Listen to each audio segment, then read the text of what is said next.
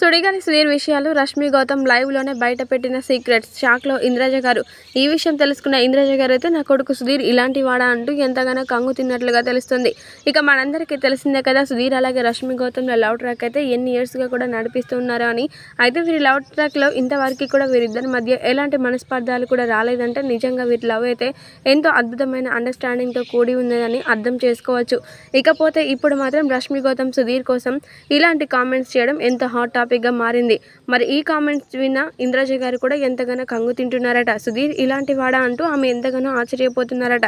ఇక అసలు ఇంతకీ రష్మి గౌతమ్ ఏం చెప్పిందో ఇప్పుడు తెలుసుకుందాం. సుధీర్ అయితే ఎంతో మంచి వ్యక్తి. సుధీర్ గురించి ఎంత వర్ణించినా కూడా అది చాలా తక్కువగానే అవుతుంది.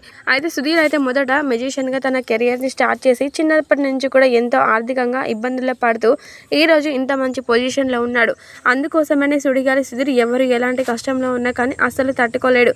తనకి ఎంత ఉన్నదో అందులోనైనా వారికి సహాయంగా ఉంటూ వారికి ఎంతో తోడుగా ఉంటాడు.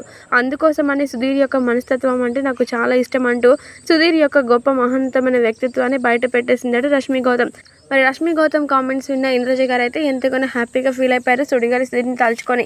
నా కొడుకు సుధీర్ ఇంత మంచి వ్యక్తి అని నేను ఎప్పుడు కూడా అనుకుంటాను, కానీ ఇప్పుడు రష్మి గౌతమే ప్రత్యక్షంగా చెప్తుంటే నాకు చాలా సంతోషంగా ఉంది.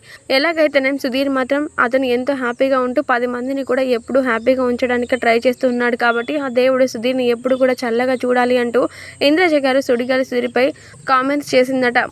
ఇక మొత్తానికైతే రష్మి గౌతమ్ మనసులో సుధీర్ ప్లేస్ ఏంటో ఇంద్రజ గారికి అర్థమైపోయినందుకు ఇటు ఇంద్రజ గారు కూడా ఫుల్ ఖుషి అవుతున్నట్లుగా తెలుస్తుంది.